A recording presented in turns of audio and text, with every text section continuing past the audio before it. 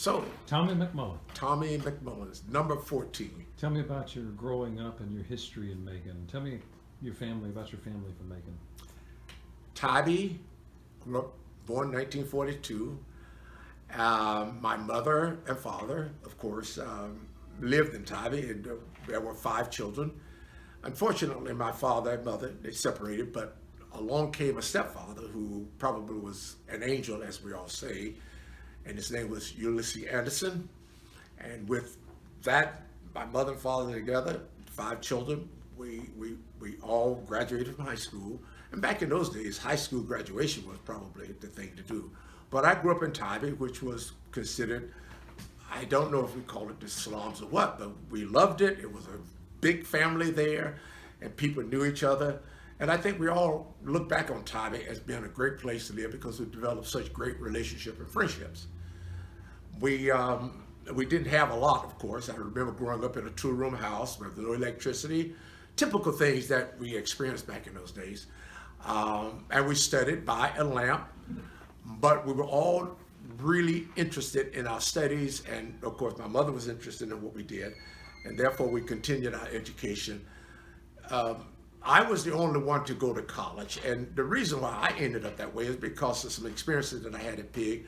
But there was a young lady who was a good friend of mine, and I was the only young fellow who can go down and play with this family. It was the Walton family. And the older of the family member went to college, and she thought that it would be something that I should do. And she actually completed all of my application process, and I ended up at Fort Valley State. But growing up in Macon, I always wanted to work. I just had this desire to work, and I think it was developed because I wanted to assist my mother. We were, as I said, didn't have the greatest of material things, but that was this desire to try to assist. And my first job that I had was picking cotton. Now, naturally, if that was a way to make money, we did it. But I graduated from there to a job as a carhop. I don't know the name of the facility, but it was on Houston Avenue. And a lady who lived down the street was the chef at this particular drive-in. And she said, Tommy, we'd like for you to come out and help out, and this would be a little job for you. Was it Fincher's? It wasn't Fincher. It was a little smaller one. It was a little, I don't recall the Houston name of it now, but it had only about the capacity for maybe 15 to 20 cars. Okay. It was right next to an old motel facility. I'm sure it's been raised since that time, but I did get the job. And once I got that job, I felt confident that I could go and get a job at a larger place because I heard a great deal about Pig'n Whistle. And I went and applied, and I was hired. And for 4 years, even from my, I guess, particularly when I was in high school, I did work at Pig'n Whistle after college while I was in college, but for 4 years during when I was in high school, I would go to work at 5 o'clock in the afternoon and would work until 11 or 12 and then come home and did my studies and went to school the next day. And that went on for 4 or 5 years. But we made it, for me, it was a way to support the family because tips were very good. If you did the right job and you gave people the proper service, they remembered you. And many of them remembered me, that is, clients of Pig'n Whistle. And over a period of 1 or 2 years, I began to develop this client base, and I worked in the whole section of the Pig. Pig had 3 sections, the heel, the middle, and the hole. And everybody wanted to go to the hole. First of all, there were shade trees there, although we did have canopies, I suppose, in the middle section. But the hole had the shade trees, so people would go there and naturally work in the hole. They apparently liked what I did, and they would call on me frequently. Many times I was the only person managing the whole area, even though there were other young men working in the middle section and the top. So I did well over a period of 4 years working at the Pig'n Whistle, only because I had developed this relationship with college students, high school students from Lanier, from Miller, all over. That was my base. And I guess I tried to learn more about the students so that was a way that I could maybe speak their language. And what I did learn, of course, was the existence of sororities and fraternities at both the local level in high school, as well as, if I recall correctly, it was also at the high school level and at the college level. And so I used that as a reference base So if one came in, if you were with a particular fraternity, then I would lavish praise on that fraternity. Or if you were a sorority member, I would lavish praise on that one. And that was how I developed this relationship with a lot of young people. And of course, building that good client base meant that maybe I had a job. I thought that the Pig'n Whistle kept me on, maybe because I was a nice guy. But they probably kept me on because I was probably a good marketing guy as well, because usually when I'm at work, people come in and call for me. I recall there were times, because most of the time you would enter the pig from the heel section. That was the opening. Even though there was this big gap in between on the side, most people came in through that heel section and made a left turn. There was a light there. Maybe, I don't know for sure. But young men would hang out their car and they would just call my name before they even got to the hole. And everybody knew that that person was for me. Now, maybe I created a little bit of jealousy among the other young men, but that was okay because I was making the money and taking care of some things at the house. And that's how it all started. And I continued with the pig until my sophomore year in college. And after that, then I began to take jobs elsewhere. But I recall each year that I came.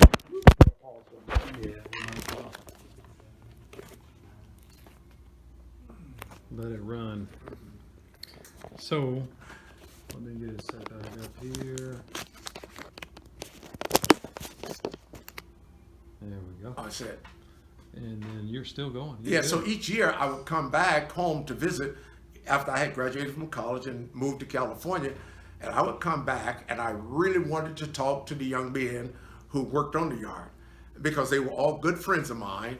And we're talking about all of the people that we shared with before. Little Willie, he always wanted me to do well. That was, of course, Dada. And he was affectionately known as Dada. I said, no issue there, but he was one of the greats. There was one gentleman there, Leroy, who was a family man. And it's indicated earlier, he was a dedicated family man. He talked quite frequently how much he loved his children and his wife. I'm sure others were there, but I remember Leroy did it best. Mike Mapp was considered, I guess, the premier man as a carhop. I think maybe when you looked at him, you looked at what we considered the very best. He was the vintage carhop guy. And what made him so good is that he could sing, literally sing the menu. And I would just go close to a car that he was singing the menu, where he was singing the menu, just to listen to him. And of course, these were bright young men because I could sit there and learn all these techniques. It was there. But you learn these techniques, and one of the most popular techniques that you use, of course, maybe dancing, but mostly singing. So when you went to a car and there may be a young man and a lady in the car, if you sang well, they wanted you to sing. And so you would serenade, and of course that serenading gave you that little extra money that you made to take home with you. You started the day with $5 every day. You would get $5 and you purchased a meal, or you would take an order and go directly to the counter. When you picked up the bill, out of that $5 you paid for it and the customer paying you. At the end of the day, you returned the $5 to the counter, and whatever was left, of course, represented your tips. Right. Now, there was some difficult times back in those days because sometimes you were hungry and you wanted to eat, and you had to take money out of that $5. You've not made one nickel in tips, so you would take maybe $1.50, which was pretty good because a taster burger back in those days was at 45 cents. I remember today. So a taster burger and a milk. So you would spend $1.50 for food because I had not gone home for supper or dinner. But you worried because you didn't know whether you were going to really make that money up or not. And when you spent that $1.50, that meant you had $3.50, but at the end of the day, you got to turn in $5. I was never caught in that predicament, but a number of guys were. Now, here's how the family worked. In the yard, there were young men who actually had obligations that they wanted to settle. So many times, they would spend the entire $5 right from the beginning. And at the end of the day, if they had not made up that money, then the other young men, for whatever reason, whether we trusted that person or not, we didn't want that person to get into any trouble. So we would all gather together and chip in to make sure that deficit was carried over. And so nobody ever got reprimanded for not turning in that $5 because of the generosity of all of the other car hops there. Wow. And that's how it worked out for us. But now at the other hand, before that point, we were all very competitive. But at the end of the day, we came together to make sure that nobody got into any problems or anything like that. Now, there were some things that you did that were probably not really commendable. There were times when you would pick up somebody else's tray, because that tray, you didn't wait on the car, but if you were quite busy and another waiter had a car that had to leave, and the person was really honking and many times reversing, getting ready to leave, you would actually pick that tray up. And if the car hop did not see you pick that tray up, then you would pocket the money. But again, that's life on the curb yard. It didn't happen that frequently, but it did occur. When we didn't have cars, we talked, we told stories. I mean, there are many stories that I could tell that we had from men working on the car, because if it was a very rainy day, and it did rain quite frequently in Georgia, of course, then we would stay underneath that shed and share stories. And the story was just absolutely fascinating. There were guys who were comedians who could just absolutely wipe you out with laughter with stories. There were young men there who were very serious. Norman Anderson was kind of serious, but he thought he was invincible. Everything that Norwood did, we thought that nobody else could do as well as he. And there was a time when some of the customers who came on the lot and they challenged him to a race on the actual pig lot itself. And Norwood, he had beaten about 2 or 3 other guys. So they went and got some guy, apparently was a track star. And there was an actual bet made on who was going to win that race. So they would start at the hill and run down to the fence in the hole. And I recall Norwood lost that race. And suddenly in my eyes, because he lost that race, he lost, in my mind, that invincibility that I thought he had. But there was that guy. And because he was so huge and imposing, but he wasn't a bully, but you knew that you didn't want to cross him in any way. And I always wanted to develop a friendship with him, and I did, because I didn't want to cross him, because otherwise I'd rather have him on my side than not on my side. How many car hops would be on the lot? The average would be 3, 3, 3. So you would have 3 at the top, 3 in the middle, and 3 at the bottom in the hole. If the hole got too busy, sometimes they would put 4 in the hole. The hill was more for the family, the mature families. They wanted the mature car hops to wait on them. That's where you mentioned Willie was one of them. There was 2 others. I just can't recall their names now. But their principal area of work was right on the hill. And the elderly clients or the settled families would love to go there because they appreciated maybe the dignified way that these men presented themselves. They didn't need a gimmick like we had a gimmick. They didn't have to sing, maybe they could sing, but they presented this image of classic professionalism, and people respected that. They were the ones, and somehow we all believed that they walked away with tons of money. They felt that way, even though they didn't get many cars. Their car total would, for instance, I would have maybe 15 cars in the hole. They would only have 2 on the hill, maybe 3 or 4. But at the end of the day, it always appeared as if they had much more money than I had, even though I had more cars. So we think that they developed this relationship with these people, and these people treated them quite well. And that's why they never moved. So if you started at the hill as a mature person, you stayed there. The middle section was a hodgepodge of whether you ended up, if the hole had too many people, because you requested where you wanted to go, then you got assigned the midsection. And that was a difficult one, because many times cars would come to the middle and they would park in front of the counter, and they would get out of the car and go to the counter and order their foods. And therefore you had your space taken away, but you didn't get the tip. So that was a difficult issue. I plan on correcting that problem. Or That's you, yeah, that's an easy one to fix. oh, really? Yeah, designated parking. Oh, that's it, because that's exactly what happened. And there were many cars that would come there to get the food to go. And so, but I never did work the middle because I had a couple of guys, my bosses, managers, and I recall one particularly, and I don't know why. You wonder why. And I mentioned earlier, maybe it was because of marketing that Mr. Hooten put me in the hole all the time. But his smile was so infectious. I mean, when he smiled, it was so genuine, as if, 14, what are you doing? Or, and when I wanted food when I first came to work, the cooks, of course, in the background, they knew me quite well. They would pile extra French fries and maybe extra meat on my hamburger, cheeseburger. And he would notice it, but he never said anything. So who do you know in the kitchen, he would say.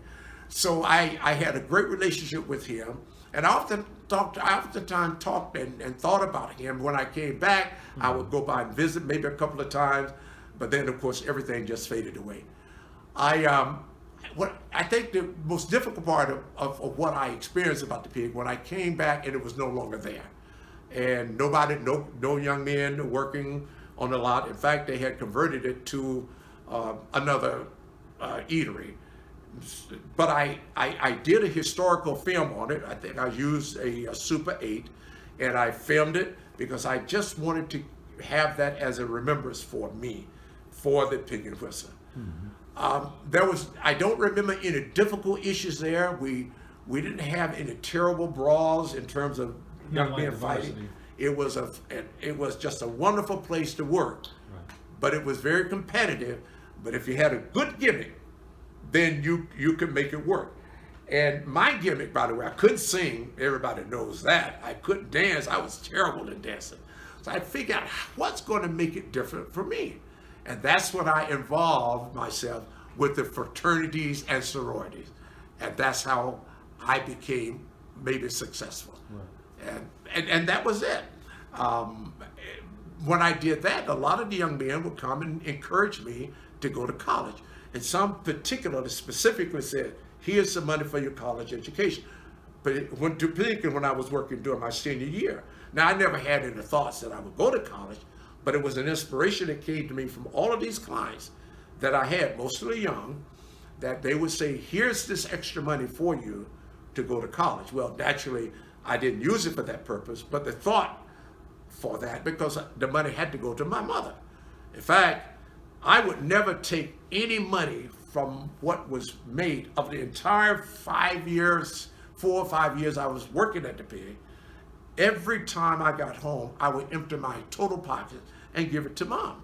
I would not say I got to keep this aside because I wanted to buy this. She would get every cent. And I felt good about that because I knew it. I think one day I held back a quarter for whatever the reason. And she discovered that I was holding back. She had eyes in the back of her head. You couldn't put too much on my mom. And I felt so terrible about that. It never happened again. But I think that once I graduated from high school, then what I had done, I suppose she looked at that as she struggled and through sacrifices from all my sisters and brothers, then I was the first one to go to college out of the family.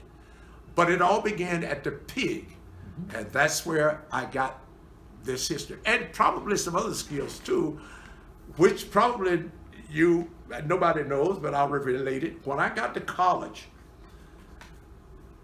I struggled with finances and trying to find ways to make money. And there was one local restaurant there owned by an African American.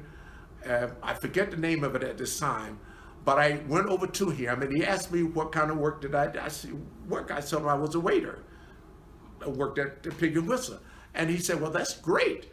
And he hired me to work for him. It wasn't regular work, but because there were no other restaurant that could house faculty members who wanted to have a good dinner or to have a meeting, he had a meeting room that he would serve faculty members, and he would have me to come over to work and to serve food to the faculty members at Fort Valley State. And I did that for about 2 or 3 years, and that was a distinct advantage in working for him. This is an interesting part. The advantage was, after we served all of the faculty members, there was leftover food, of which, as a college student, you knew that was like priceless. It was gold. And he was an outstanding cook. And one of his specialty was au gratin potatoes. And I watched him cook au gratin potatoes. And I said, you know what? I'm going to learn this process. So throughout that time, I'm getting food from him. And of course, when I left the facility, I would meet my girlfriend on campus. And maybe she was waiting for me too, my current wife, Gwendolyn. And I would share with her my au gratin potatoes and food that he had made. Well, that went on for about 2 or 3, 4 years. In my junior year, because I'm now working from the Pig, you can always relate it. I get this job at a restaurant at Fort Valley.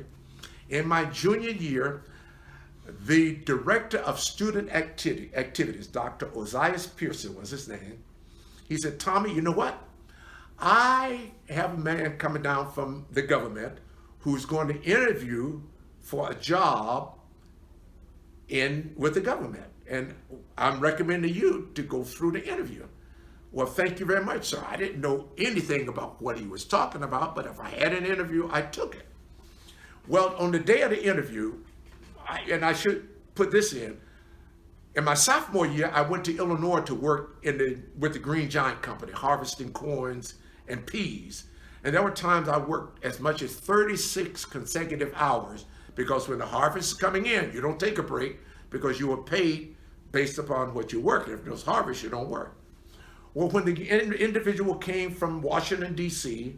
to interview me, he asked what I had done. Naturally, I told him I worked as a carhop for 4 or 5 years. But then I said, I also worked with the Green Giant Company, harvesting peas and corns. And I said, there were times that I worked 36 consecutive hours. And apparently he was quite impressed with that. And he hired me right on the spot and told me that I would be going to Yellowstone National Park as a seasonal park ranger. I said, isn't it interesting? From the job from Pig'n Whistle got me the job at Fort Valley, which got me the interview because I'm with this director of student affairs. He sees me every month or twice a month. And either because I was a good waiter, but whatever reason he chose me, I had made honor rolls a couple of times at college, but I don't know whether that had made a difference, but he at least chose me to do that. So the next year, I end up in Yellowstone National Park. Now, it's amazing. When you get to Yellowstone National Park, they want park rangers to live as close to nature as possible. So when I got to Yellowstone, they put me in a log cabin deep down in the forest with a student from Kent State. And he and I are living together in a cabin, log cabin, has no electricity, an outside toilet, and water. Well, for me, I had no problem with it because I grew up under those circumstances. I felt sorry for the guy from Kent State, unfortunately, because I'm sure he fared differently. But he and I developed this great relationship. But we lived close, we were far away from civilization. There was a town called Cook City and Silvergate. And one had about 300 occupants, the other one maybe about 800. But they were about 4 miles away, very difficult to get to them. Well, my roommate, he couldn't cook at all. And one day I decided I would make him au gratin potatoes. I had learned the recipe. And we're working with a wood burning stove. Remember, there's no electricity, but I understood how to do that, remember, because my mother had taught, or I had seen my mother do it when she was there. And he saw, when it came out, it was perfectly brown and beautiful. And he saw it, and we had a guest to come in, and he showed this to the guest, and this one particular person tasted the au gratin potatoes, and he thoroughly enjoyed it. Well, it made me feel good because I thought I was big time. I could make au gratin potatoes. I can remember how good it tasted. Well, the news spread throughout these communities, Cook City and Silvergate. Now, I'm single, my roommate is single, and we don't know how to cook that way. We don't have the resources. But people started inviting us to their homes so that I would cook the au gratin potatoes and they would provide all of the others. And I think over a period of that summer, we may have had at least 20 or 30 invitations for dinner, just so that they could taste my au gratin potatoes. All because, remember, starting with the Pig'n Whistle and the experience there, and how it followed me through. But more so than that, if you're going to work at the Pig'n Whistle, you didn't get paid a salary. There was some formula that they used that you could get paid, but you had to work 4 full days, and that formula, I never could meet the requirements. So I never did get paid extra incentive. So you essentially made your money on gratuity. And my gratuity was good, so I didn't complain. I think many people said that that we made so much money as working on the curb that the bosses heard about it and said maybe we should pay. Well, nevertheless, we didn't get paid or anything like that. It was all gratuity. So you had to learn to sell. And that's what we were doing. I couldn't identify it then as selling. I didn't have that understanding.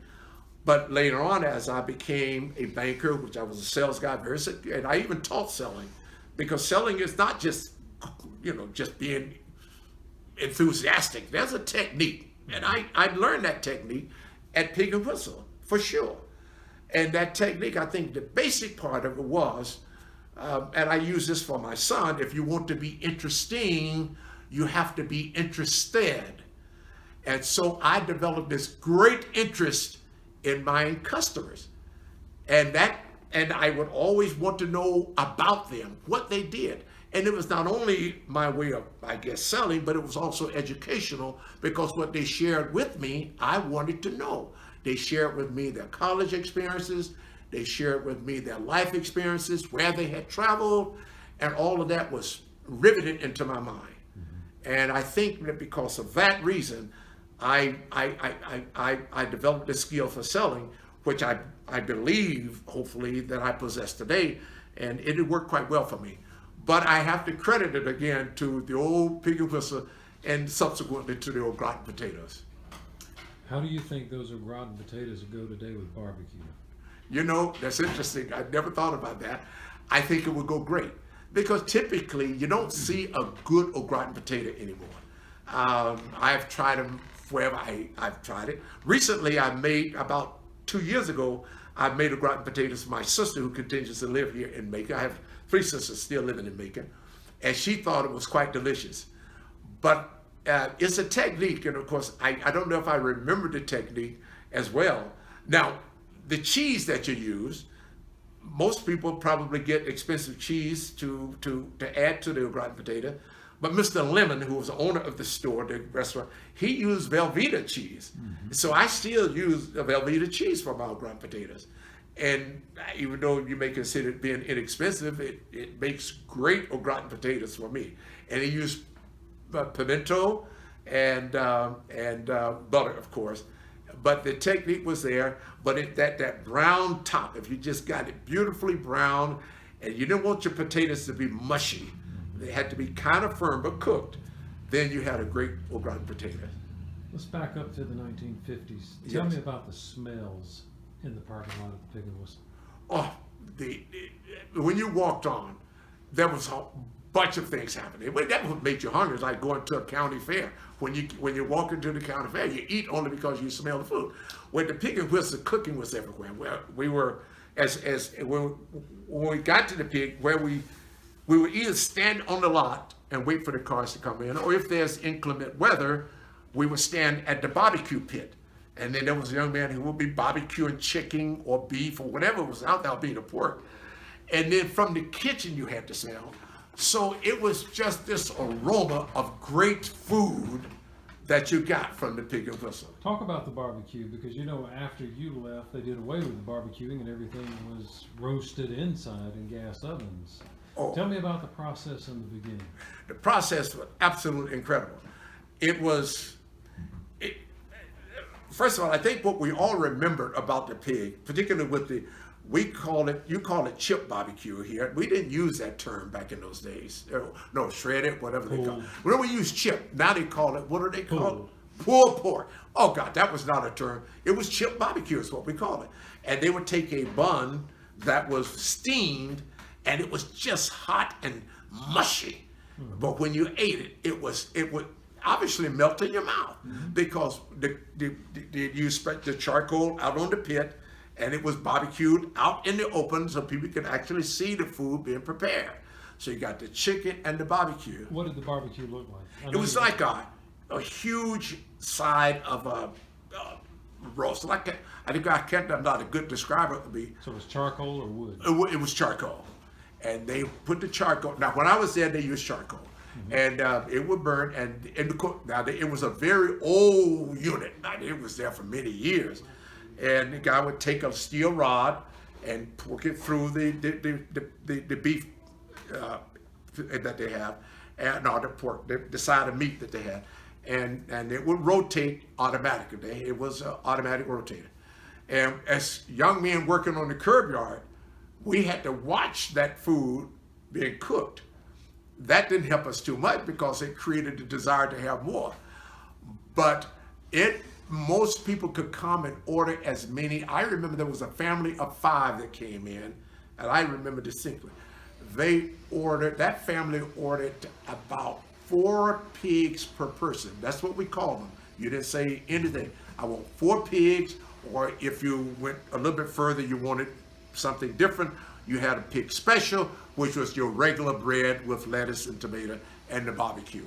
But when they say most of the time, I want 4 pigs, French fries, all freshly made, cut French fries. That was, by the way, where I learned also that you didn't put just ketchup on your fries. It was mayonnaise, mustard, and ketchup. So sometimes when I'm off to a restaurant, regular, whatever it may be, I order fries. I said, may I have mustard and mayonnaise? What are you going to use it for? Well, I'll put it on my French fry. Well, we picked that up, of course, from the customers at the Pig'n Whistle. They wanted mustard, mayonnaise, and ketchup. That made a good French fry meal for sure. And later it would become French fry sauce on store shelves by other companies. They would do it that way. Isn't that amazing? There was no commercial other than just being what it is today. Pig, probably, I don't know whether they commercialized the sauce, but we knew it was a special sauce. We all knew that. We didn't know who had the recipe, but there was nobody. I've not yet tasted a pig, even though I've attempted to do so. Now, I did go out to, I don't know if it's okay, you can edit it out, but I often go out to Tucker's Drive-In. Tommy's a friend of ours. And I visit him every time that I come just to eat, because he's about as close as you can get to a regular pig. And we sit and chat, and he remembers the guys. In fact, I worked there a couple of days, and I asked him one day, because of this nostalgia that I have for the Pig'n Whistle. I said, sir, would you please allow me to work just for 1 hour on your yard? I just want to do it. And he said, well, I can't do it. And it wasn't because of any other reason, but you got to remember, we live in a different day now. There are government requirements. I got to sign you in and you become an employee. I can't just put you out there, even on a volunteer basis, because something could happen, and of course, that's a liability to me. Yeah. But I really wanted to share that experience again. But I don't think I'll ever get that chance. Oh, no. Wait a minute now. We're working on that. You're working on that. We're working on that. Insane. With your face and your personality and your voice. Yes. Day one opening. Yes. Telling the stories and doing it for the documentary and telling those stories and going through that is going to be impact. Marketing genius. Genius. Yes. Okay? Yeah. Impact. My degree's in marketing. Uh-huh. Okay? But you've had a lot more experience at it and fine-tuning it than I'll ever have. So that face, that voice, that coat, that everything, when those first commercials hit and you first opened a welcome to the Pig'n Whistle, yes, man, it'd be the first one to get an applause. Just from his personality. Absolutely. Well, I'm going to show you something before I leave. I'll put it, when we finish up, I want to let you see something that we did, because I did do marketing for Vietnam. The country. Okay. They invited me there to do and I'm an ex-Marine. Well, no, forgive me, fellow Marines. I am a Marine. Once a Marine, always a Marine. So, well, you know, we asked about the food smells, and you talked about that. Tell me about the craziest thing you ever remember happening in the parking lot. Just hilarious. Just hilarious. Just crazy. You know, I know, there and was all these you may stories. edit this out, and Okay. but I have to tell you, I think the funniest story that I ever heard, because these guys were so creative when they talk and they shared, and we just laughed hard, we loved hard, but we would sit on bottle crates, soft drink crates. They'd have the ones they have now. They were actually made of wood, so business was slow, and we're sitting down at the very back of the hole. And there's a fence because the trees are there, so you're getting the shade. And Dada, of course, he and I, it was just so funny. And we just had a great time sharing. But there was one guy there who was elderly, and he said something. We were sitting there, and one young lady walked by, and of course, and during the summer, so you can imagine she had dressed with short. And he looked over at Dada. He said, "You know what, Dada?" He said, "What if she had sat down on my knee?" He said, "All you could hear in the background is trees going crack, crack, crack, crack, bam." What it means, he would be getting away out of town. I think you may edit that out. But if you remember the time that we did it, I still laughed. I think we laughed on that one for about 5 days. But I think there was nothing so unusual about the pig. It was normal life each day. I don't recall. We just simply told stories. We talked about stars, rock and roll stars. We talked about girls, of course. That's what typical young men are going to do. And we talked about life in general. Some talked about how difficult it was. We did hear sometimes that occurring on the lot, and we felt badly about that. Who was your, Dada would have been besides yourself, would have been your favorite carhop? He was known before I even got there that if you wanted to be a carhop, you are going to have to emulate this man. You had to be like him. You had to be as good as he, because he was known as the best for whatever reason. And what about other staff that worked in the building? Who was your favorite? Who do you remember? Who stands out in your mind? And when you say worked inside, In the kitchen. in the kitchen. behind Oh the yeah. house? If I could just recall the names, there was one young lady who just always provided me the extra fries and things, but they all knew me because I walked in and they were always kidding around with them. And my problem is recollection. The name, maybe we can go back and remember some of the names. But I remember there were the two countermen that I remember very well. Carl Kane. Yes, Carl King was one. But I never worked with him. I think I worked for, he was a day shift man, Yeah. and I was in school, so I always came afternoon. Carl Kane. Everybody said he was the. Yeah, he was tough. He was very tough. He was tough. That's exactly right. You never got a smile out of him. But that was Billy Hooton. That was the one that I remember very well because that he had this infectious smile. It was kind of a slow smile, but when it came, you felt good about it. I think it was a gentleman by the name of Bob Hockett, or I don't recall that name. There was another gentleman who was a football player. His name was Jones, but he was there only temporarily. His father was manager of the lot because they always had a yard manager, and the name was Jones, and he played football at Lanier High School, and he had this real football appearance, but he was kind of serious too. But there were only one really that stands out for me, and that was Mr. Billy Hooton, because he was engaging.